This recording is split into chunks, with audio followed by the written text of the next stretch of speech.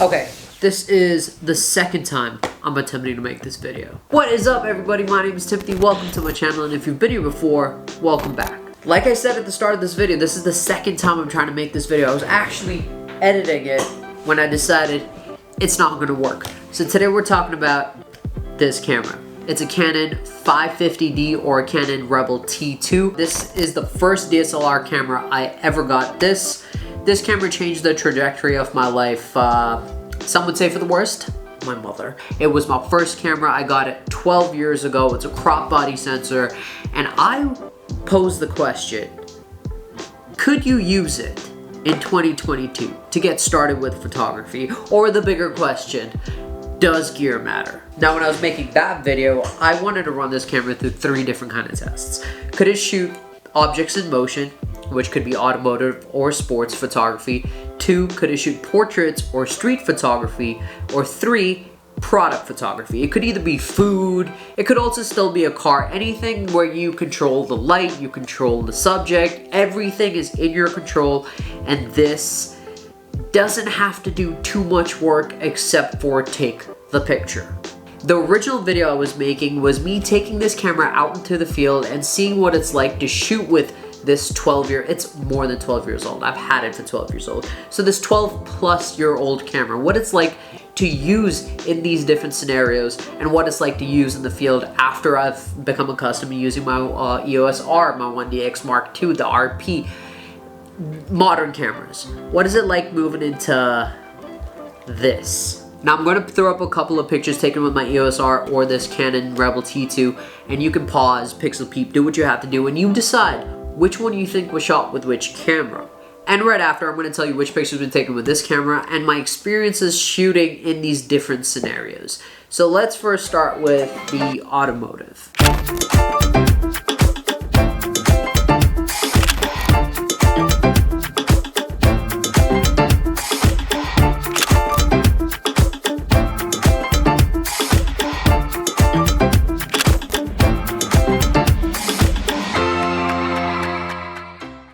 So these were the pictures that were taken with the Canon Rebel T2 when I used a trusty 72-200 f4 EF mount lens. I only have 2 in this entire video. I only used 2 EF, and that is the 85 1.8 and the 72-200 f4. So I think it was pretty obvious that those were taken with this camera.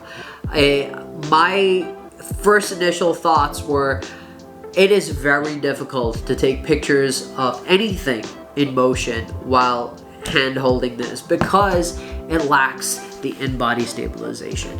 Now, I must have taken like 150 to 200 pictures of cars, and literally those 3 were the only ones in focus because the in-body stabilization is non-existent, and I 99% of the time do my rolling shots of cars handheld, and I use my EOS R, my RP, the 1DX, whatever it is, but you definitely feel the difference, and what a massive difference it makes. Even though I use the 72-200, which is image stabilized, the combo just doesn't work at all.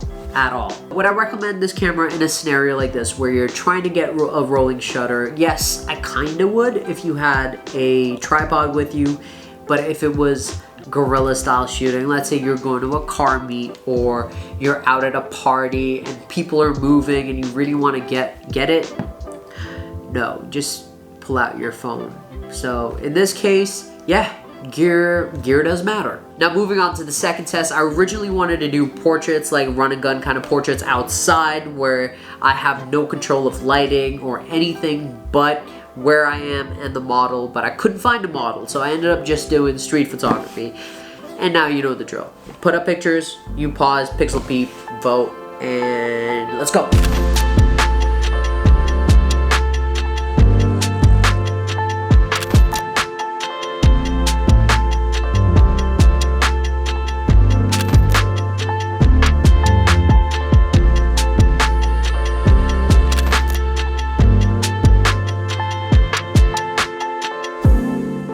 Alright, time's up. You better have your answers. These are the pictures I would take with the Canon Rebel T2. My thoughts, they were passable. They're definitely, you could definitely put them on Instagram and no one would know what the hell you shot them on. And yeah, if you're kind of like a run and gun guerrilla style street photographer, I would recommend it. But if you're someone that likes to shoot with a higher shutter speed, forget about it. Use your phone, cause no.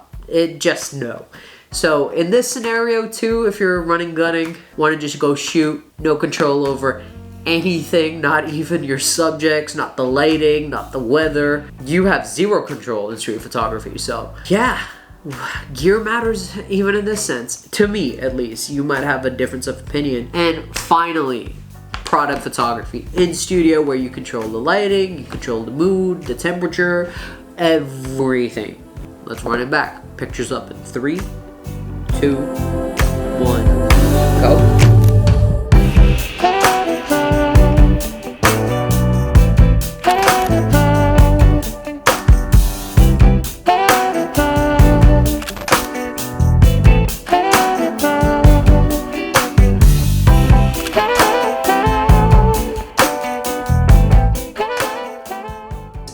These were the pictures that were taken with the Canon Rebel T2. Yes, 100% if someone wanted to get into photography, never touching a camera before, and they wanted to start with product photography, I would 100% recommend them not breaking the bank and just buying a shitty old camera that costs less than $100 and just buying a secondhand lens, which you could get for $300, and then boom, you're set up.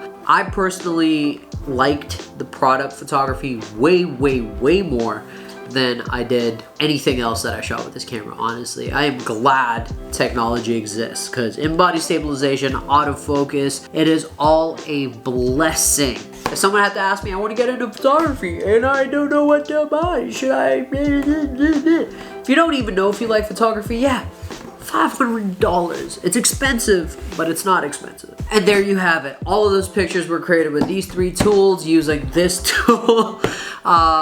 Forgive me for the jokes. This is the second time I'm making this video and I'm tired of repeating myself. If you want to see any future videos or you want to catch up on the previous videos, don't forget to hit that like button if you haven't already and subscribe for future videos. And until next time,